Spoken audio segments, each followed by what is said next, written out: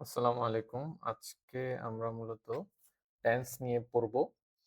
তো আমরা জানি হচ্ছে টেন্স হচ্ছে ভার্বের যে ১২টি রূপ। টেন্স মূলত ভার্বের এক ধরনের রূপ। মূলত ১২টি রূপ ভার্বের, যার দ্বারা হচ্ছে কাজের সময় বোঝায়। কাজের সময় হচ্ছে অতীত, বর্তমান বা ভবিষ্যৎকে বোঝায়, তাকেই টেন্স বলে। অর্থাৎ ভার্বের যে ১২টি রূপ দ্বারা কাজের সময় বোঝানো হয় তাকেই হচ্ছে টেন্স বলে। টেন্স আমরা জানি হচ্ছে ৩ প্রকার: present tense, past tense, future tense. তো এই ৩ প্রকারকে আবার হচ্ছে ৪ প্রকার করে করে ১২ ভাগ করা হয়েছে। অর্থাৎ সময় নির্দেশকারী ভার্ব বা টেন্সের ১২টি রূপ এখানে দেওয়া আছে।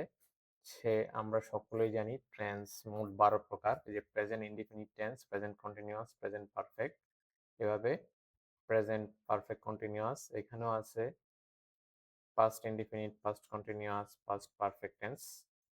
এই যে সবগুলা সেম প্রকারভেদ। ফিউচার অর্থাৎ প্রেজেন্ট বর্তমান, পাস্ট হচ্ছে অতীত, ফিউচার হচ্ছে ভবিষ্যৎ। তো আমরা প্রথমেই হচ্ছে পড়ব প্রেজেন্ট ইনডিফিনিট টেন্স।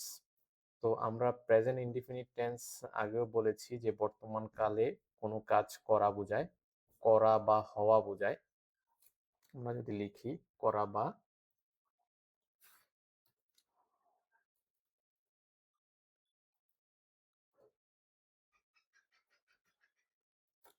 বা হওয়া বোঝায়, তাকেই হচ্ছে প্রেজেন্ট ইনডিফিনিট টেন্স বলে।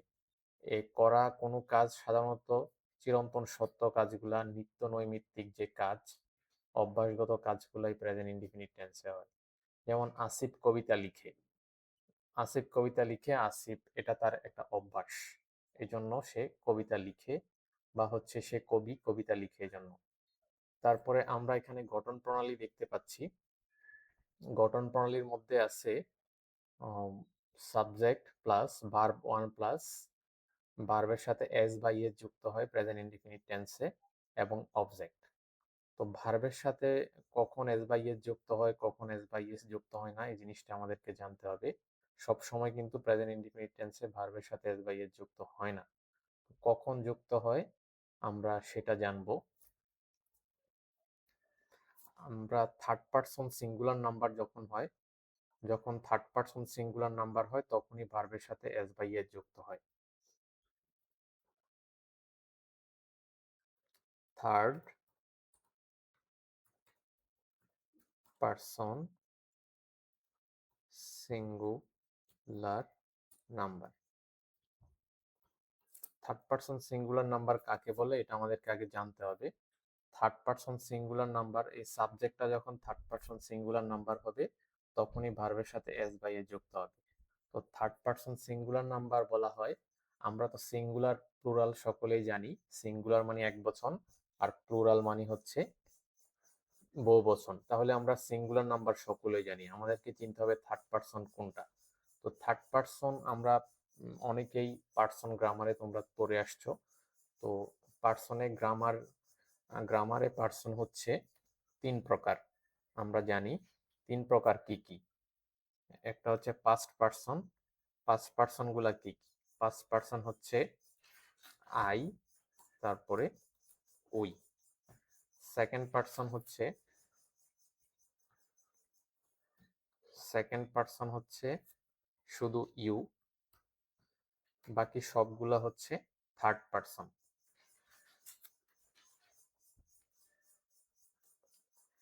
বাকি সব বাকি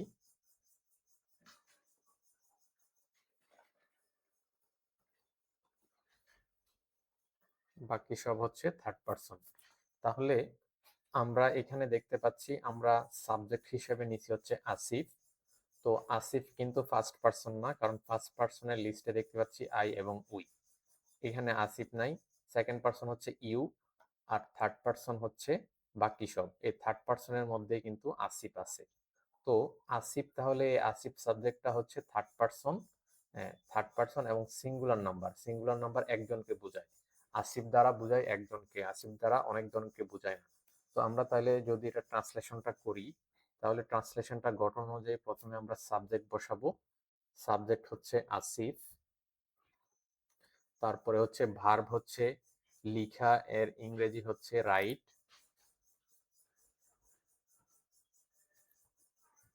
রাইট। তারপরে হচ্ছে এখানে যেহেতু Asif third person singular number, এখানে আমরা এস বা ইএস বসাবো, এস বসাবো। ভার্বের সাথে এস বসালাম। তারপরে হচ্ছে পোয়েম। কবিতা লিখে আমরা এ পোয়েমও লিখতে পারি।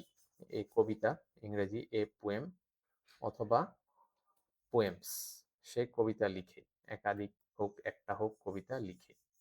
ঠিক আছে, এই পোয়েমস বা পোয়েমস, একটা কবিতা লিখে বা অনেকগুলা কবিতা লিখে, এটা তার অভ্যাস। তারপরে এখানে যদি আমরা আসিফ না হয়ে, এই জায়গাটাতে যদি আসিফ না হয়ে যদি লিখতাম আমি, আমি কবিতা লিখি, তাইলে এটার ট্রান্সলেশনটা কেমন হতো? আমি কবিতা লিখি বললে এটা ট্রান্সলেশনটা হইতো যেমন,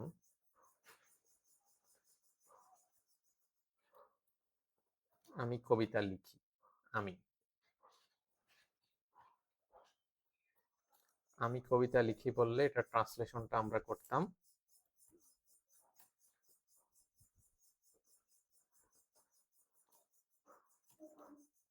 আই রাইট আ পোয়েম, অথবা পোয়েমস। ওকে, এই গেল আমাদের প্রেজেন্ট ইনডিফিনিট টেন্সের আলোচনা। আশা করি তোমরা এটা বুঝতে পারবা। এই প্রেজেন্ট ইনডিফিনিট টেন্সের এই থার্ড পারসন সিঙ্গুলার নাম্বার কাকে বলে এটা তোমরা অবশ্যই মনে রাখবা। অনেকেই হচ্ছে থার্ড পারসন সিঙ্গুলার নাম্বার কাকে বলে পারে না। এই যে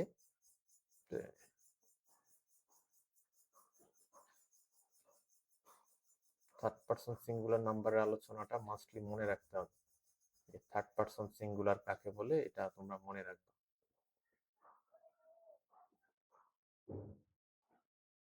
ওকে, থার্ড পারসন সিঙ্গুলার নাম্বার কাকে বলে।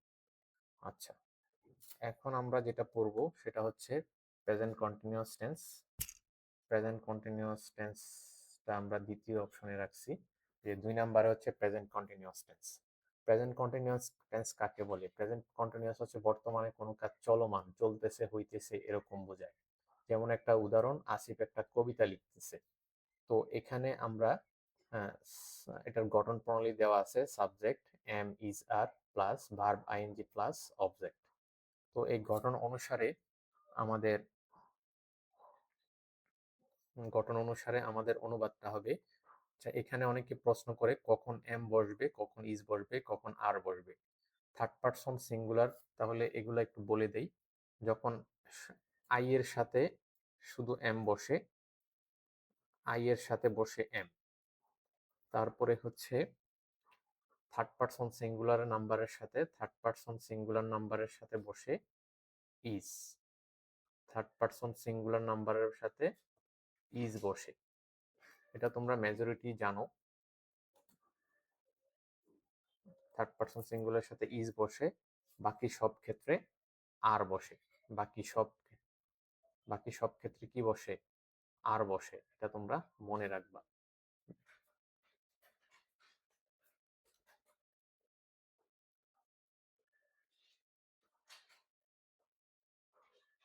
বাকি সব ক্ষেত্রে বসে আর। ওকে, তাইলে এখানে আমরা দেখতে পাচ্ছি যে এই আসিফ একটি কবিতা লিখতেছে, একটা কাজটা বর্তমানে চলমান, এবং এটার আমরা যদি অনুবাদটা করি, আসিফ হচ্ছে আসিফ, আসিফের সাথে বসবে হচ্ছে ইজ, কারণ আসিফ হচ্ছে থার্ড পারসন সিঙ্গুলার নাম্বার। আর তারপরে ভার্ব আইএনজি, রাইটের সাথে আইএনজি যুক্ত করলে R I T I N G, writing. তারপরে এ পোয়েম, একটি কবিতা লিখতেছে। এই হচ্ছে এটার অনুবাদ। ঠিক আছে, যদি বলতাম আমি একটি কবিতা লিখতেছি, তাইলে আমরা I am writing a poem বলতাম, I am writing a poem. আচ্ছা, তারপরে আমরা পড়ব হচ্ছে present perfect tense. Present perfect tense মূলত এটা বর্তমান কালে হলেও এটা সাধারণত বোঝায় কোনো কাজ এইমাত্র বা কিছুক্ষণ আগে শেষ হয়েছে। এরকম বোঝালে প্রেজেন্ট পারফেক্ট টেন্স বলা হয়। অনেকে প্রেজেন্ট পারফেক্ট টেন্সকে পাস্ট টেন্স মনে করে বা পাস্ট ইনডিফিনিট টেন্স মনে করে। আমরা যখন পাস্ট ইনডিফিনিট টেন্স পড়ব তখন প্রেজেন্ট পারফেক্ট টেন্সের সাথে পাস্ট ইনডিফিনিট টেন্সের কি পার্থক্য এটা আমরা একটু আলোচনা করব।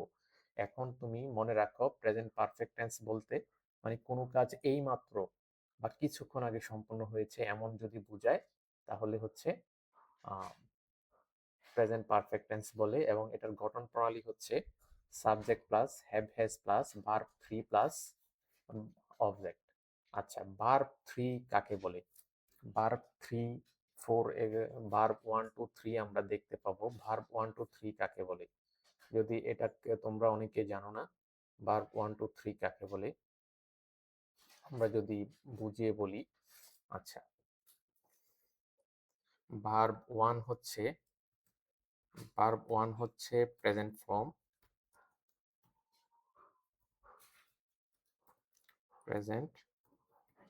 ফর্ম, আর ভার্ব টু হচ্ছে past form,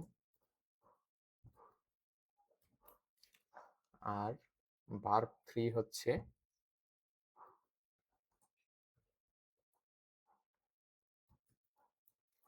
past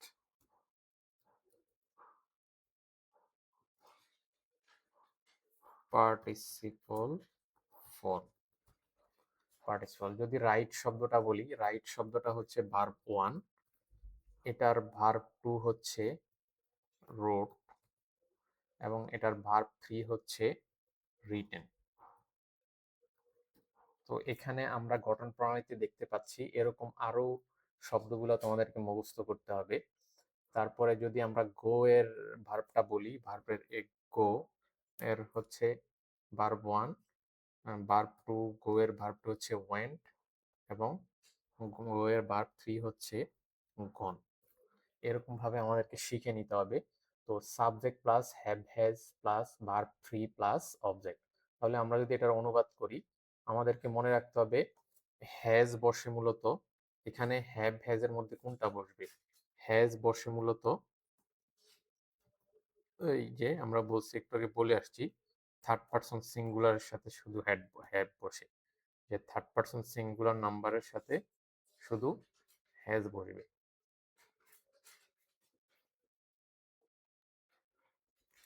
third person singular নাম্বারের সাথেই শুধু কি হ্যাজ বসে, বাকি সব ক্ষেত্রে হ্যাভ বসে। তাইলে আমরা জানি আসিফ একটা থার্ড পারসন সিঙ্গুলার নাম্বার, সুতরাং এই বাক্যটার অনুবাদ হবে আসিফ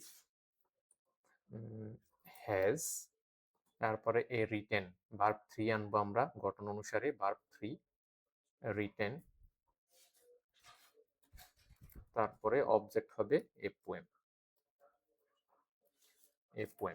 তাহলে এটা আমাদের করা শেষ, আমাদের পাস্ট পারফেক্ট টেন্সও আমরা করা শেষ। আচ্ছা, তারপরে আমরা হচ্ছে এখানে খেয়াল করো আসিফ একটি কবিতা লিখেছে।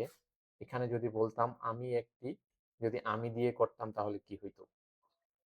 অনেকে প্রশ্ন করতে পারো আমি দিয়ে করলে কি হইতো। এখানে যদি আমি লিখতাম,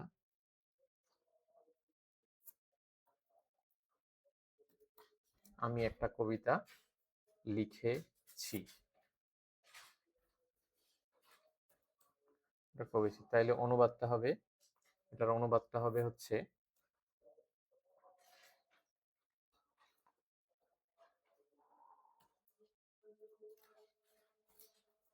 I have written a poem. ওকে, এই হচ্ছে আমাদের প্রেজেন্ট পারফেক্ট টেন্সের ওভারঅল আলোচনা। তারপরে আমরা আলোচনা করব প্রেজেন্ট পারফেক্ট কন্টিনিউয়াস টেন্স নিয়ে। প্রেজেন্ট পারফেক্ট কন্টিনিউয়াসের আলোচনা। আচ্ছা, এই যে তোমরা দেখো আমরা একটু আগে পড়ে আসছি প্রেজেন্ট কন্টিনিউয়াস টেন্স। আমরা প্রেজেন্ট কন্টিনিউয়াস টেন্সেও দেখছি যে চলমান, বর্তমানে চলমান। এখানে যদি প্রেজেন্ট পারফেক্ট কন্টিনিউয়াস এর সংজ্ঞাটা পড়ো তাইলেও দেখবা হচ্ছে বর্তমানে চলমান, কোন কাজ চলমান হইতেছে করতেছে বোঝায়।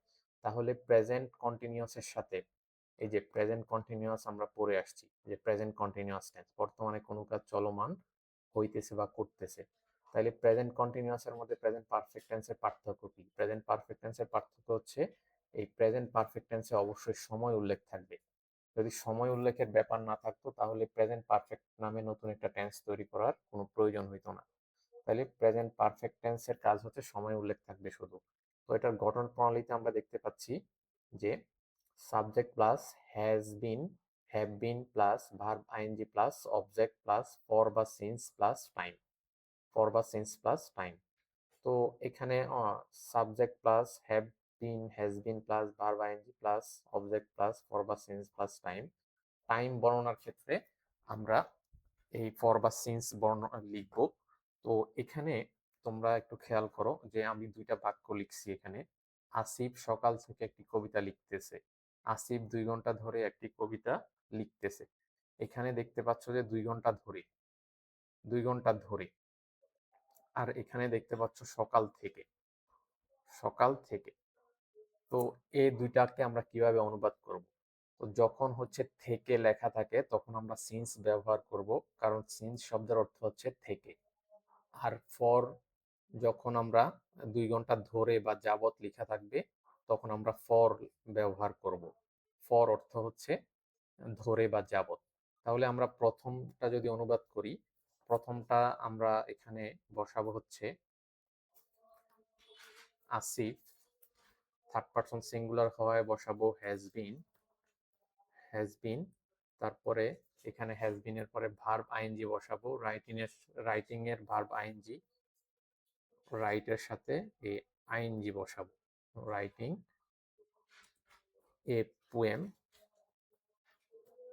A poem. তাহলে এখানে যেহেতু সকাল থেকে লেখা আছে, থেকে ইংরেজি হচ্ছে সিন্স, তাহলে আমরা লিখব সিন্স, গঠন অনুসারে সিন্স। তারপরে হচ্ছে সকাল থেকে মর্নিং, মর্নিং, সিন্স মর্নিং। এটা অনুবাদ করার জন্য এটা একদমই সেম, এতটুকু একদম সেম থাকে এই বাক্যটা অনুবাদ করার জন্য। জাস্ট টাইমের ক্ষেত্রে আমরা একটু পার্থক্য দেখব। টাইম বলার ক্ষেত্রে এই পোয়েম, এই জায়গাটাতে আমরা লেখা আছে 2 ঘন্টা ধরে, তো ধরে ইংরেজি হচ্ছে ফর। তো এখানে আমরা ফর লিখব, ফর 2 আওয়ার্স, 2 আওয়ার্স। তো এই অনুবাদটাও অনেকে আশা করি পারবা, এটাও এটা সংশ্লিষ্ট অনুবাদ। দেখো, আসিফ গত সোমবার থেকে 3 দিন যাবত একটি কবিতা লিখতেছে। গত 3 দিন যাবত একটি কবিতা লিখতেছে, এটার অনুবাদ অর্থাৎ এখানে সিন্স ফর মিলিতভাবে আমি লিখে দিছি যাতে তোমরা একসাথে বুঝতে পারো। তো এটার অনুবাদটা যদি করতে হয়, এই আসিফ এতটুকু জায়গা ঠিক থাকবে। আম, তাইলে প্রথমে আমরা ফর দিব, ফরটা প্রথম, সিন্স ফর যদি একসাথে থাকে তাহলে আমরা ফরটা আগে দেব। ফর 3 days সিন্স, গত সোমবার, গত অর্থ গত ইংরেজি হচ্ছে লাস্ট, আর সোমবার ইংরেজি হচ্ছে মানডে।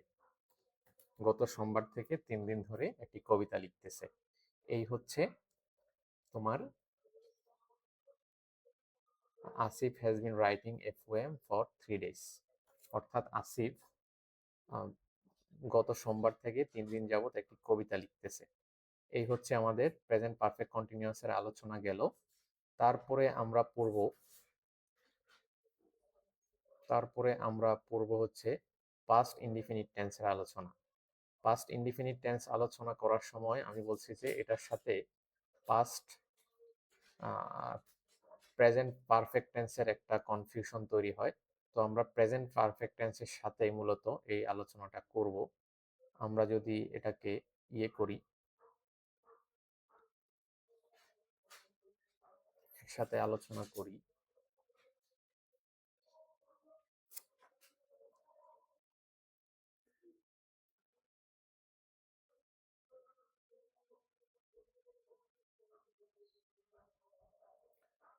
দাঁড়াও।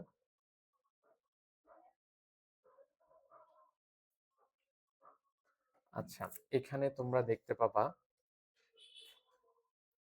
আচ্ছা প্রেজেন্ট পারফেক্ট টেন্সের আলোচনাটা আমি এখানে নিয়ে আসলাম, প্রেজেন্ট ইনডিফিনিট টেন্সের আলোচনাটা প্রেজেন্ট পারফেক্টের সাথে। এখানে আমি বলছি যে কোনো কাজ কিছুক্ষণ আগে সম্পন্ন হয়েছে বোঝায়, আর অতীতে কোনো কাজ করেছিল বা হয়েছিল বোঝায়, অর্থাৎ অতীতে অনেক আগে বোঝায়। এটার মূল কাজ হচ্ছে কি, আমি পাস্ট প্রেজেন্ট পারফেক্ট বলছি হচ্ছে কিছুক্ষণ আগে, আর প্রেজেন্ট পাস্ট ইনডিফিনিট হচ্ছে অনেক আগে। পাস্ট ইনডিফিনিট কি? অনেক আগে, অনেক আগে।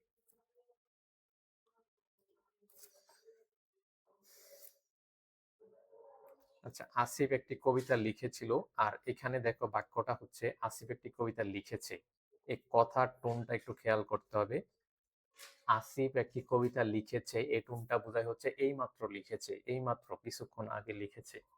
আর যখন হচ্ছে আসিফ একটি কবিতা লিখেছিল বলে, তখন হচ্ছে এটা অনেক আগে বোঝায়, অনেক আগে, মানে অনেক আগে লিখেছে।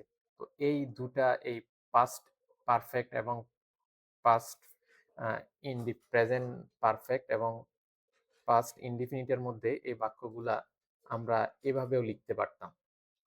যেমন ধরো, যে পাস্ট পারফেক্টে লিখতে পারতাম হচ্ছে আহ, এইমাত্র, এভাবে লিখলেও এটা পাস্ট পারফেক্ট অ্যান্সার হইতো, এইমাত্র, এইমাত্র একটি কবিতা লিখেছে। আর এখানে আমরা এটাই লিখতে পারতাম যে, আর এটা এইমাত্র লিখেছে, আর এটা যদি আমরা দূরবর্তী অতীত দিয়ে লিখি, তাহলে দেখো যে এখানে আমরা বলবো গতকাল।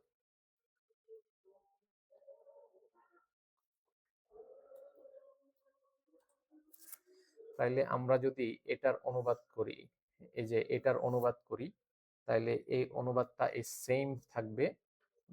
এই আসিফ এইমাত্র একটি কবিতা লিখেছে, মানে এই মাত্র লিখেছে, জাস্ট নাও,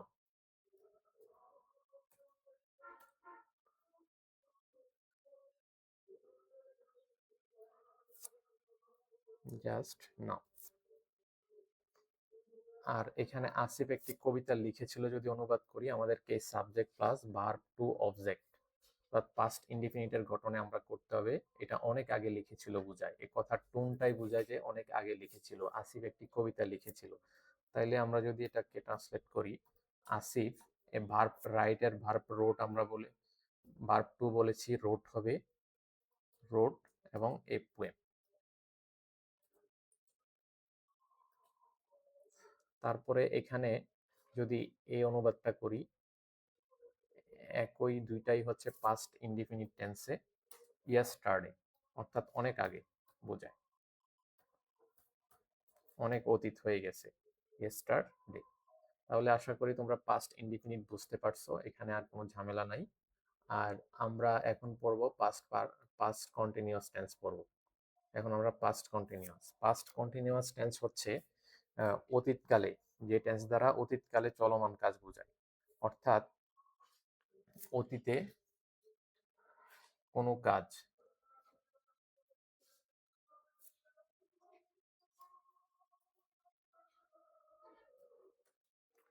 অতীতে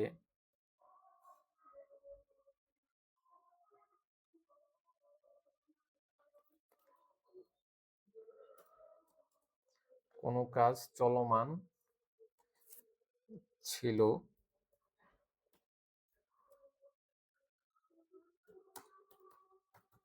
করতে ছিল বা হইতেছিল বোঝায়, হইতেছিল বোঝায়। এবং এই পাস্ট কন্টিনিউয়াস টেন্সের গঠন প্রণালীটা হচ্ছে subject plus was were plus verb ING plus object. তো এই গঠন প্রণালী অনুসারে আমরা একটা উদাহরণ দেখলাম। এখানে আমি একটি কবিতা আসিফ একটি কবিতা লিখতেছিল, আসিফ একটি কবিতা লিখতেছিল। এখানে এটা যদি অনুবাদ করি, এখানে আমরা দেখতে পাচ্ছি ওয়াজ ওয়্যার আছে গঠন প্রণালীতে। তো কখন ওয়াজ বসবে, কখন ওয়্যার বসবে। তো আমরা আবার বলতেছি যে থার্ড পারসন যদি হয়, third third person singular number হইলে, থার্ড পারসন সিঙ্গুলার নাম্বার যদি হয়, এবং থার্ড পারসন সিঙ্গুলার নাম্বারের সাথে কি বসে, ওয়াজ বসে। থার্ড পারসন সিঙ্গুলার এবং সাথে হচ্ছে আই, এই দুইটার সাথে কি বসে? ওয়াজ বসে। বাকি সব ক্ষেত্রে বসে কি? ওয়ার। এটা মনে রাখবা। তাহলে এই অনুবাদটা যদি আমরা করি তাহলে হবে আসিফ was writing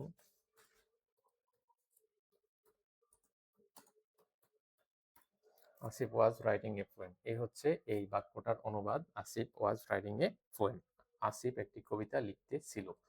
তারপরে আমরা পাস্ট পারফেক্ট টেন্সটা পড়ব। পাস্ট পারফেক্ট টেন্সটা অনেকের কাছে কঠিন মনে হইতে পারে, কিন্তু আসলে কঠিন না, জাস্ট একটু মনোযোগ সহকারে পুরোটা দেখলেই হবে। পাস্ট পারফেক্ট টেন্সের অর্থ কিন্তু একবারে সরাসরি পাস্ট ইনডিফিনিট টেন্সের মতোই। তো সরাসরি অর্থ যদি পাস্ট ইনডিফিনিট টেন্সের মতোই হয়, তাহলে তোমাদের প্রশ্ন জাগতে পারে তাহলে কেন পাস্ট পারফেক্ট টেন্স নামে আরেকটা টেন্স তৈরি করা হলো। অ্যাকচুয়ালি এই পাস্ট পারফেক্ট নামে আরেকটা টেন্স তৈরি করার মূল কাজ হচ্ছে এই টেন্সটা দিয়ে মূলত দুইটা কাজের সিকোয়েন্স বোঝানো যায়। অর্থাৎ দুইটা কাজের সিকোয়েন্স বোঝানোর জন্য এই টেন্সটা তৈরি করা হয়েছে। দুইটা কাজ বলতে কি? যেমন আমি কলেজে আসার পূর্বে আসিফ একটি কবিতা লিখেছিল, অথবা আমি কলেজে যাওয়ার পর আসিফ একটি কবিতা লিখেছিল। এরকম দুইটা কাজের সিকোয়েন্স বোঝানোর জন্য এক্সট্রা ভাবে কিন্তু এই পাস্ট পারফেক্ট টেন্সটা তৈরি করা হয়েছে। এই পাস্ট পারফেক্ট টেন্সের সংজ্ঞা যদি দেখতে যাও, এই দেখবা যে একবারে সরাসরি পাস্ট ইনডিফিনিট টেন্সের সাথে মিলে গেছে। পাস্ট ইনডিফিনিট অতীতে কোনো কাজ সম্পূর্ণ করেছিল বা হয়েছিল বোঝায়। অতীতে কোনো কাজ অতীতে কোনো কাজ সম্পন্ন করেছিল বা হয়েছিল বোঝায়, একদম সংজ্ঞা সেম। তাহলে ডিফারেন্স হচ্ছে এটা দিয়ে দুইটা কাজের সিকোয়েন্স বোঝানো যায়, দুইটা কাজ। তো এটার গঠন প্রণালী হচ্ছে এটার সাবজেক্ট প্লাস এই had plus verb three plus object. এবং এটার যদি আমি একটা বাক্য লিখি, সাধারণভাবে আসিফ একটি কবিতা লিখেছিল, তাহলে আসিফ একটি কবিতা লিখেছিল এটার যেই অর্থ, এই যে আসিফ একটি কবিতা লিখেছিল সেম অর্থ। ঠিক আছে? তো এটাকে আমরা পাস্ট পারফেক্ট হিসেবে পাস্ট পারফেক্ট গঠনে এখানে অনুবাদ করে দিছি। অর্থাৎ এই বাক্যটা আমি যদি পাস্ট ইনডিফিনিটেও অনুবাদ করি, পাস্ট পারফেক্টেও অনুবাদ করি, যে কোনো একটা করলেই হয়ে যাবে। কিন্তু যখন এই দুইটা কাজের বর্ণনা থাকবে, আমাকে অবশ্যই পাস্ট পারফেক্ট টেন্সে অনুবাদ করতে হবে। তাহলে আমরা এটার আপাতত অনুবাদ এখানে দেখাইলাম যে Asif had written a poem. অর্থাৎ এই গঠন অনুযায়ী সাবজেক্ট আসিফ, এই অক্সিলারি ভার্ব হচ্ছে হ্যাড, তারপরে রিটেন হচ্ছে ভার্ব থ্রি রাইটের, আর অবজেক্ট হচ্ছে পোয়েম। তবে দুইটা কাজের ক্ষেত্রে এটার গঠন প্রণালী হবে দুইটা কাজের ক্ষেত্রে এটার গঠন প্রণালীটা একটু তোমরা খেয়াল করতে হবে। এই যে এখানে দেখো, আমি কলেজে আসার পূর্বে আসিফ একটি কবিতা লিখেছিল, আর আমি কলেজে আসার পর আসিফ একটি কবিতা লিখেছিল। এখানে পর কথাটি আছে, এখানে পূর্বে কথাটি আছে। তাহলে এই গঠন প্রণালীতে যখন আমরা এই পূর্বের এই অনুবাদটা করব, এই পূর্বে লেখা অনুবাদটা করব, তা আমরা এই গঠন প্রণালীটা ব্যবহার করব বিফোর দিয়ে। আর যখন ফর লেখা আছে তখন আমরা আফটার দিয়ে এই গঠন প্রণালীটা ব্যবহার করব। আমরা সকলে জানি বিফোর অর্থ হচ্ছে পূর্বে আর আফটার অর্থ পরে। এই জন্য এই পর যেখানে লেখা আছে এটা আফটারের গঠন প্রণালী দিয়ে করব, আফটারের গঠন প্রণালী দিয়ে। এবং যেখানে পূর্বে লেখা আছে সেটা আমরা এই বিফোর এর গঠন প্রণালী দিয়ে করব। তো প্রথমে আমরা এই বাক্যটা অনুবাদ করব, আমি কলেজে আসার পূর্বে আসিফ একটি কবিতা লিখেছিল। তো এই যে অংশটার মধ্যে পূর্বে বা পরে লেখা আছে, পূর্বে বা পরে লেখা আছে, এই অংশটার অনুবাদ কিভাবে হবে এটা আমরা আগে দেখে নিই। এখানে দেখো পর লেখা আছে, পূর্বে লেখা আছে। তাইলে এই অংশটার অনুবাদ, এই যে আমি কলেজে আসার পূর্বে, এই এই বাক্যটা পূর্বের সাথে সংশ্লিষ্ট। আর এই বাক্যটা সম্পূর্ণ আলাদা, আসিফ একটি কবিতা লিখেছিল। এখানেও দেখো যে আমি কলেজে আসার পর, পর কথাটা আমি কলেজে আসার সাথে সংশ্লিষ্ট, আর বাকি এই কথাটা সম্পূর্ণ আলাদা। এই যে এখানেও এই কথাটা সম্পূর্ণ আলাদা। তো এই বাক্যগুলা যেখানে পূর্বে কথাটা সংশ্লিষ্ট আছে, যুক্ত করা আছে, মানে বাক্যের যে অংশটা দুইটা বাক্যের মধ্যে, দুইটা কাজের মধ্যে যেটার সাথে হচ্ছে এই পূর্বে বা পর লেখা আছে, ওই বাক্যটার অনুবাদ কিভাবে হবে আমরা দেখব।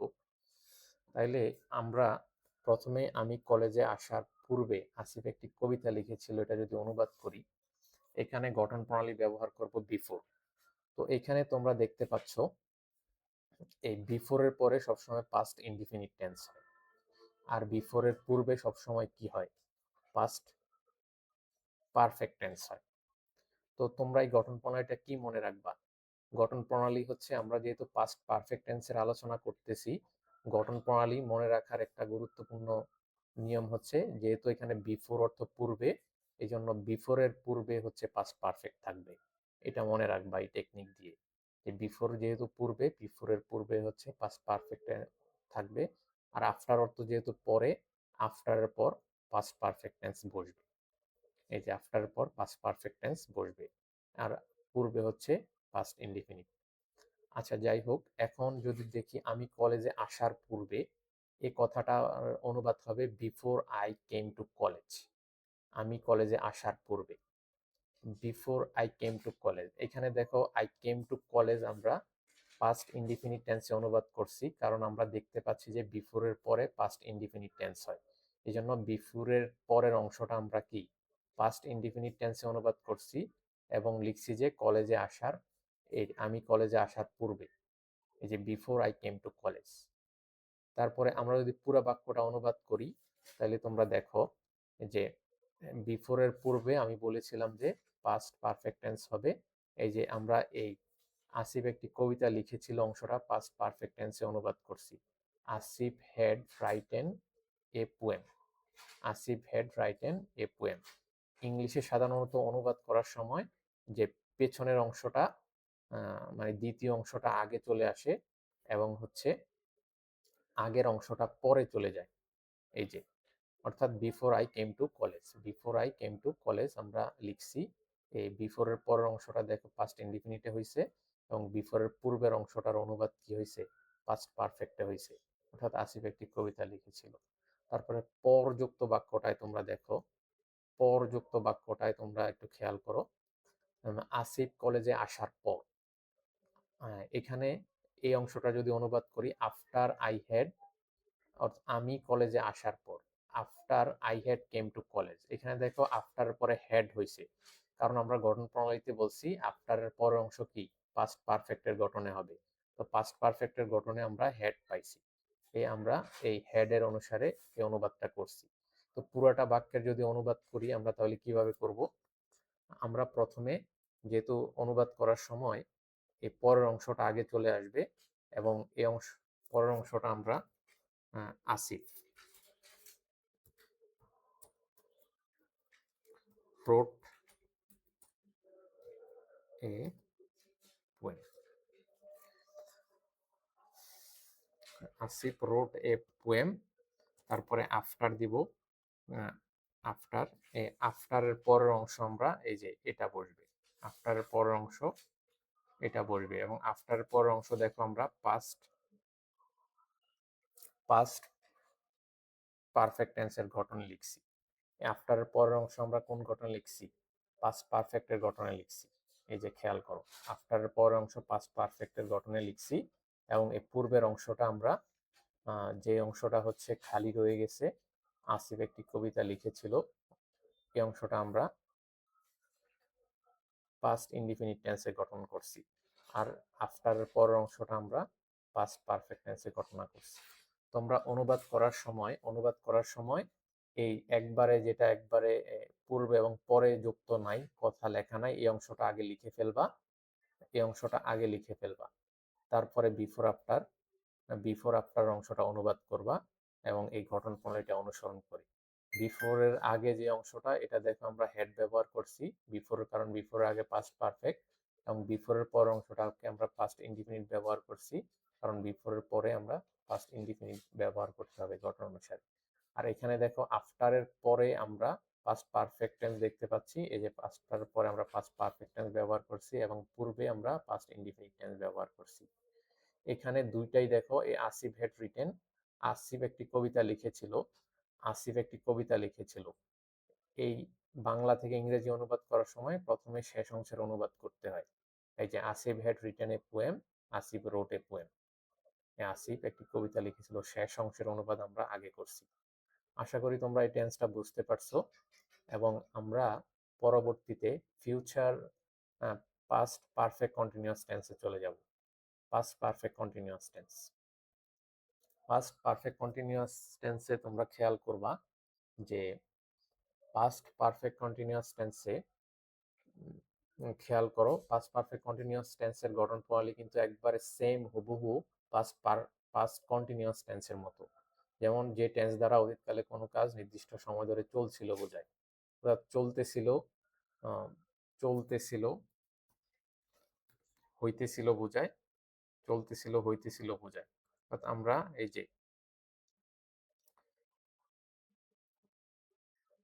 পাস্ট কন্টিনিউয়াস টেন্সের সংজ্ঞাটা সরাসরি হচ্ছে এই যে এখানে বসায় দিব।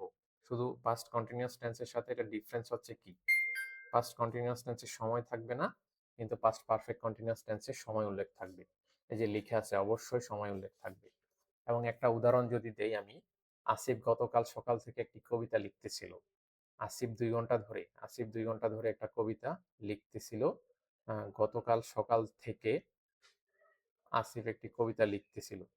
আর এখানে গত সোমবার থেকে 3 দিন যাবত একটি কবিতা লিখতেছিল। তো এখানে আমরা গঠন প্রণালীটা দেখতে পাচ্ছি, subject plus had been plus verb ING plus object plus for বা সিন্স প্লাস অবজেক্ট। তো এখানে আমরা এই গঠন প্রণালী অনুসারে যদি অনুবাদ করি, তাইলে আমরা কিভাবে অনুবাদ করব? তাইলে প্রথমটা অনুবাদ করি আমরা। এখানে সাবজেক্ট হচ্ছে আসিফ,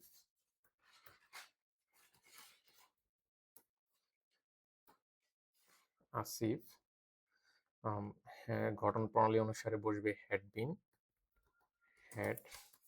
বিন, তারপরে ভার্ব আইএনজি হচ্ছে রাইটিং, তারপরে অবজেক্ট হচ্ছে এ পোয়েম, তারপরে যেহেতু সকাল থেকে বলা হয়েছে তাহলে আমরা থেকে ইংরেজি হচ্ছে সিন্স, আমরা বলেছি সিন্স, তারপরে হচ্ছে মর্নিং, তারপরে আমরা এই যে এটার অনুবাদ কিন্তু কমপ্লিট। তারপরে এটা যদি আমরা অনুবাদ করি একদম সেম, জাস্ট হচ্ছে সময়ের অংশটাতে একটু চেঞ্জ হবে। এই যে এতটুকু অংশ একদম সেম। তারপরে আমরা ফর 2 আওয়ার্স লিখবো, ফর 2 আওয়ার্স। এটার এটাও হয়ে গেল অনুবাদটাও। তো এটা যদি অনুবাদ করতে চাই এটাও একদম সেম। এটার অনুবাদটা তোমরা দেখো, পরেরটার অনুবাদটা আমরা যদি করি, এতটুকু অংশ সেম একদম। এই যে গত সোমবার ধরে 3 দিন যাবত আমরা লিখছি। তাহলে ফর দিয়ে প্রথমে আমরা যাবত অংশটা অনুবাদ করি, ফর 3 ডেজ, 3 ডেজ, এবং সিন্স হচ্ছে থেকে অংশটা গত সোমবার, লাস্ট মানডে। আশা করি তোমরা এই অংশটা ক্লিয়ার হয়েছে। এই পাস্ট পারফেক্ট কন্টিনিউয়াস টেন্সটাও তোমরা আশা করি বুঝতে পারছো। এখন আমরা ফিউচার ইনডিফিনিট টেন্সে চলে যাব। ফিউচার ইনডিফিনিট টেন্স কাকে বলে? ফিউচার ইনডিফিনিট টেন্স হচ্ছে ভবিষ্যতে কোনো কাজ করবে বা হবে বোঝালে ফিউচার ইনডিফিনিট টেন্স বলে। এটার উদাহরণ হচ্ছে আসিফ একটি কবিতা লিখবে। আর এটার গঠন প্রণালী হচ্ছে সাবজেক্ট প্লাস উইল, শ্যাল বা will plus verb one plus object. তো কখন শ্যাল বসে কখন উইল বসে এটা আমরা দেখব। শ্যাল বসে মূলত আই এবং উই এর ক্ষেত্রে শ্যাল বসে, কিন্তু আধুনিক ইংলিশে এই নিয়মটা তেমন স্ট্রিক্টভাবে মানা হয় না। অর্থাৎ আই এবং উই এর সাথেও উইল ব্যবহার করা হয়। তবু একবারে যদি কেউ স্পেসিফিকলি ব্যবহার করতে চাও কেউ শ্যাল ব্যবহার করতে পারো আই এবং উই এর সাথে। আর বাকি সব ক্ষেত্রে কি বসবে? উইল বসবে। তাহলে আমরা যদি এ বাক্যটার অনুবাদ করি গঠন অনুসারে, আসিফ উইল, ভার্ব ওয়ান হচ্ছে রাইট এ পোয়েম, আসিফ একটি কবিতা লিখবে, আসিফ একটি কবিতা লিখবে।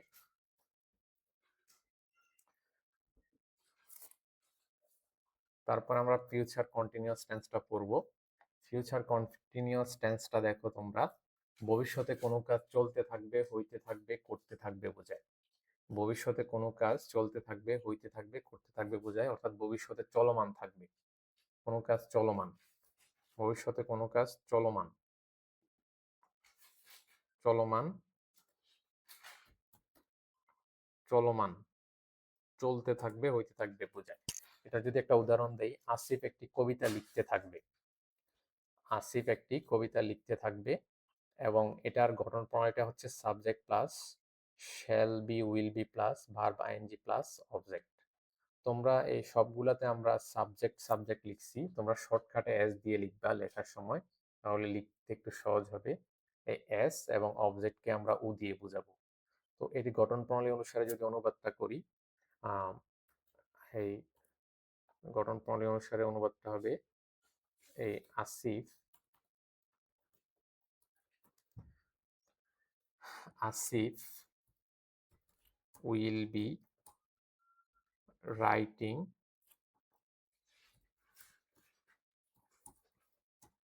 A poem writing a poem. এই হচ্ছে এই আসিফ একটি কবিতা লিখতে থাকবে, এটার অনুবাদ। Asif will be writing a poem. এখন আমরা ফিউচার পারফেক্ট টেন্স পড়ব। আমরা অলমোস্ট 11টা টেন্স পড়ে ফেলতেছি, আর 10টা টেন্স পড়ে ফেলছি, আর 2টা টেন্স আছে। তো আমরা এখানে দেখতে পাচ্ছি ফিউচার পারফেক্ট টেন্স বলতে কি বোঝায়? ভবিষ্যতে কোনো কাজ সম্পূর্ণ হয়ে থাকবে বোঝায়। এখানে আমরা দেখতে পাচ্ছি যে কোনো কাজ সে করবে, মানে করবে, সম্পূর্ণ হবে কিনা এটা স্পষ্ট না, মানে কাজটা সে কমপ্লিট করবে কিনা। সে আসিফ একটি কবিতা লিখবে, লিখবে মানে শেষ করবে কিনা লিখা এটা বোঝাচ্ছে না, ঠিক আছে, জাস্ট লিখবে। কিন্তু ফিউচার পারফেক্ট টেন্সটা মানে লিখে শেষ করে রাখবে এরকম বোঝায়। অর্থাৎ একটি কবিতা লিখে থাকবে বা শেষ করে রাখবে, বা লিখে শেষ করে রাখবে, লিখে থাকবে বা লিখে শেষ করে রাখবে থাকবে বোঝায়। এরকম বোঝানোর ক্ষেত্রে মতো ফিউচার পারফেক্ট বোঝায়। শেষ করে,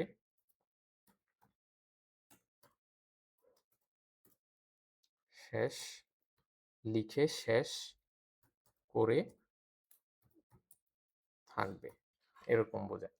আর এই কাজগুলোর ক্ষেত্রে এই ফিউচার পারফেক্টের মধ্যে কতক্ষণ সময়ের মধ্যে, কয় দিনের মধ্যে, কত ঘন্টার মধ্যে কাজটা কমপ্লিট করে রাখবে এরকম সময় উল্লেখ থাকতে পারে, তবে এইটাতে সময় উল্লেখ থাকা আবশ্যক নয়। আমরা যেরকম পড়ছি যে প্রেজেন্ট পারফেক্ট কন্টিনিউয়াসের মধ্যে সময় উল্লেখ থাকা আবশ্যক, তারপরে হচ্ছে পাস্ট পারফেক্ট কন্টিনিউয়াসের মধ্যে সময় উল্লেখ থাকা আবশ্যক, কিন্তু এটার মধ্যে সময় উল্লেখ থাকা আবশ্যক নয়, কিন্তু থাকতে পারে সময় উল্লেখ। যদি থাকে তাহলে আমরা এই যে বাই দিয়ে টাইমটা লিখব। অর্থাৎ যদি থাকে, এরকম একটা বাক্যের উদাহরণ হচ্ছে নাদিয়া বিকেল 5টার মধ্যে বাড়ির কাজ কমপ্লিট করে থাকবে। তাহলে এই বিকাল 5টার মধ্যে, বিকেল 5টার মধ্যে, এই যে একটা টাইম ফ্রেম ধরে দেওয়া থাকে যে এত সময়ের মধ্যে শেষ করে রাখবে। তো এই ধরনের বাক্য যদি এই টাইম ফ্রেম থাকে, এটা আমরা বাই দিয়ে অনুবাদ করব ফিউচার পারফেক্ট টেন্সে। এই ফিউচার পারফেক্ট টেন্সের গঠনটা হচ্ছে subject plus shall have will have plus verb three plus object plus by plus time. আমরা প্রথমটার যদি অনুবাদ করি, আমরা দেখব প্রথমটার যদি ইংরেজি অনুবাদ করি, আসিফ, আমরা আসিফের সাথে উইল হ্যাভ লিখবো, এখান থেকে শ্যাল হ্যাভ উইল হ্যাভ থেকে উইল হ্যাভ লিখবো। উইল হ্যাভ, ভার্ব থ্রি হচ্ছে রাইটিং, রিটেন, অবজেক্ট হচ্ছে এ পোয়েম। তারপরে এখানে যেহেতু কোনো টাইম উল্লেখ নাই, তাহলে এই বাক্যটা এখানে শেষ। অর্থাৎ আসিফ একটি কবিতা লিখে থাকবে বা লিখে শেষ করে থাকবে, এটার অনুবাদটা হবে Asif will have written a poem. তারপরে এই বাক্যটা যদি অনুবাদ করি, আমরা এখানে Nadia will have, will have, will have, তারপরে হচ্ছে written a poem, written a poem, তারপরে হচ্ছে রিটেন এ পোয়েম। যেহেতু এখানে বিকেল 5টার মধ্যে সময়ের টাইম ফ্রেম ধরে দেওয়া আছে, তাইলে আমরা এই ঘটনা অনুসারে বাই টাইম লিখব, যে বাই বিকেল 5টাকে বোঝানোর জন্য লিখে হচ্ছে 5 PM কে বিকেল 5টা বলে। আশা করি তোমরা এই ফিউচার পারফেক্ট টেন্সটাও বুঝতে পারছো। আচ্ছা, এখন আমরা ফিউচার পারফেক্ট কন্টিনিউয়াস টেন্সটা পড়বো। তো ফিউচার পারফেক্ট কন্টিনিউয়াস টেন্সটা,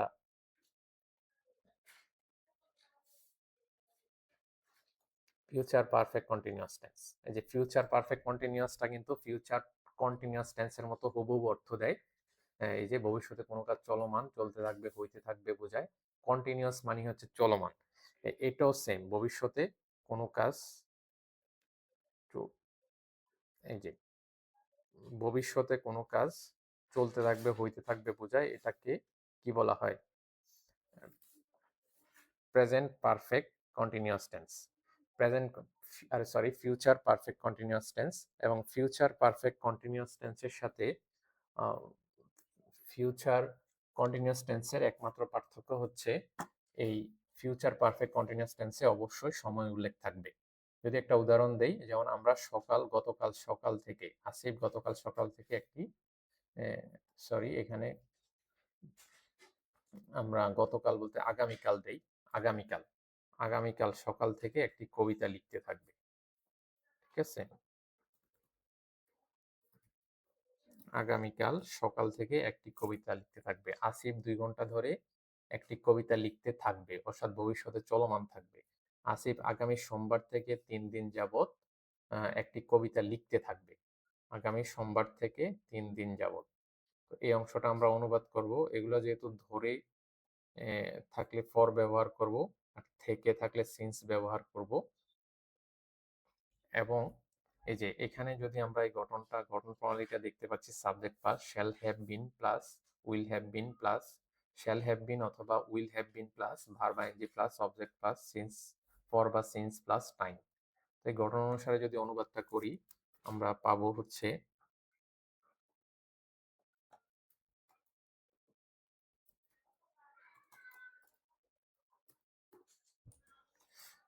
আসিফ, এখানে হচ্ছে আমরা আসিফের সাথে উইল হ্যাভ বিনটা বসাবো। উইল হ্যাভ বিন, এই যে will have bin, will have বিন, তারপর ভার্ব আইএনজি হচ্ছে রাইটিং,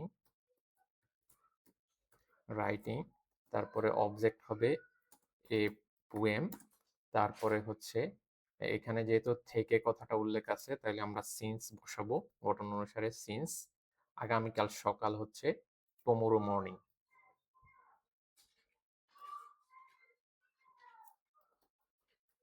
টুমরো মর্নিং। ঠিক আছে, তো এই অনুবাদটা আসিফ 2 ঘন্টা ধরে একটা কবিতা লিখতে থাকবে যদি লিখি, অনুবাদটা প্রায় এতটুকু সেম, কিন্তু সময়ের জায়গাটা হচ্ছে, সময়ের ক্ষেত্রে এতটুকু সেম।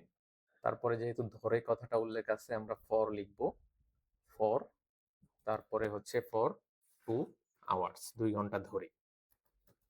এবং এটা আগামী সোমবার থেকে 3 দিন যাবত একটি কবিতা লিখতে থাকবে যদি অনুবাদ করি। এই অংশ, এতটুকু অংশ সেম, শুধু সময়ের জায়গাটাতে একটু পরিবর্তন আসবে। প্রথমে আমরা দিব যে 3 দিন যাবত, 3 দিন যাবতের অনুবাদ করব। ফর 3 দিন যাবত হচ্ছে ফর 3 ডেজ, 3 ডেজ। তারপরে আগামী সোমবার থেকে অনুবাদ হবে হচ্ছে সিন্স, থেকে ইংরেজি সিন্স, নেক্সট মানডে, আগামী সোমবার। আশা করি তোমরা এই টেন্সটাও বুঝতে পারছো। তোমরা হচ্ছে এই টেন্সটা, পুরোটা টেন্স আবার রিভিশন দিবা, আর আমি এই লেখাগুলা সবগুলা তোমাদের পিডিএফ আকারে তোমাদের গ্রুপে দিয়ে দিব। তোমরা মনোযোগ সহকারে পিডিএফটা দেখবা এবং প্রতিটা টেন্সের হচ্ছে 2টা করে উদাহরণ নিজেরা লিখবা। আর আমি প্রত্যেকটা 12টা টেন্সের 5-6টা করে উদাহরণ সহ আরেকটা পিডিএফ বানিয়ে তোমাদেরকে দিব। ওই পিডিএফটা সহ তোমরা একটু দেখে নিবা, তাহলে তোমাদের বোঝাটা আরো দৃঢ় হবে, আরো ভালোভাবে বুঝতে পারবা। তো ধন্যবাদ, আজকে এতটুকুই। পরবর্তী ক্লাসে দেখা হবে। সবাই ভালো থাকো। ধন্যবাদ। আসসালামু আলাইকুম।